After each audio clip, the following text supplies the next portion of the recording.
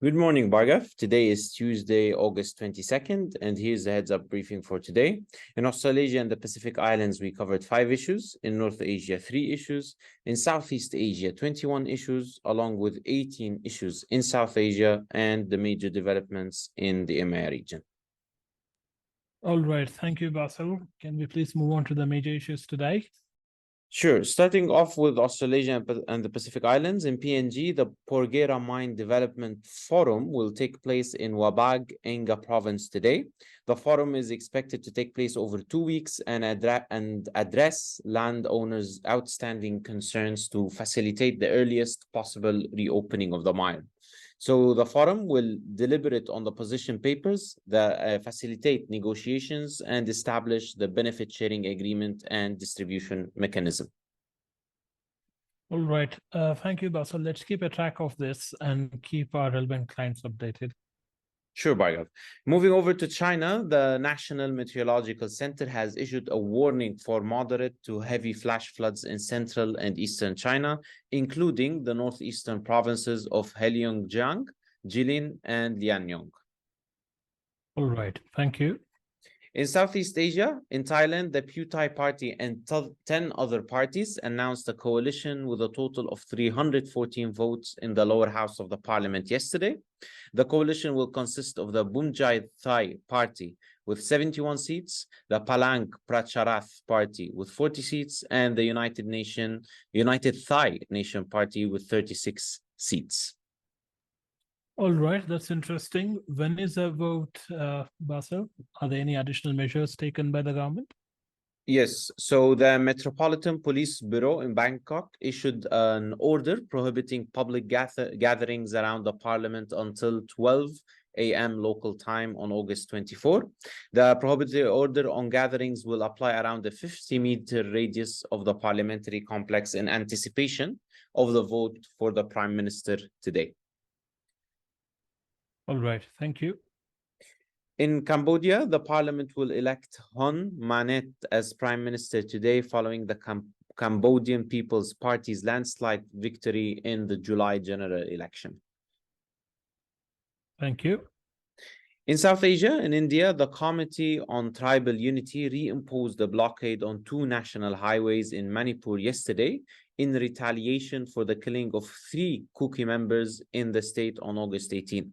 So the 2 blocked highways are the National Highway 2, which connects Impal with Nagaland, and National Highway 37, which connects Impal with Assam.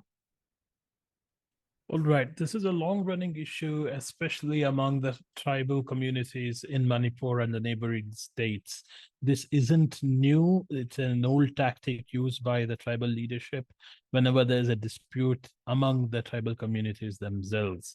Now, there is a dichotomy here. When these tensions boil over, they need the central forces to intervene and stabilize the situation. But at the same time, they want to have the autonomy without the central interference from Delhi. So it's a catch-22 situation. So let's keep a track on these issues, especially in the Northeast, where it can cause disruption to major highways. Sure, Bhargav. In Afghanistan, 2 people were killed and 2 others were injured following a blast in Police District 6 of Darul Aman area in Kabul city yesterday. So the security department confirmed that the explosion occurred near the building of the Taliban-appointed Ministry of Justice of Afghanistan. All right. So has any Islamist or secessionist group claimed responsibility for this? Not yet, Bhargav. All right. So this basically demonstrates Taliban is no better at governance than it was at attacking the government forces back when they were the rebels. Now, the Islamic State has been expanding its influence in border regions with Pakistan, and we have seen quite a few attacks by them against Taliban targets.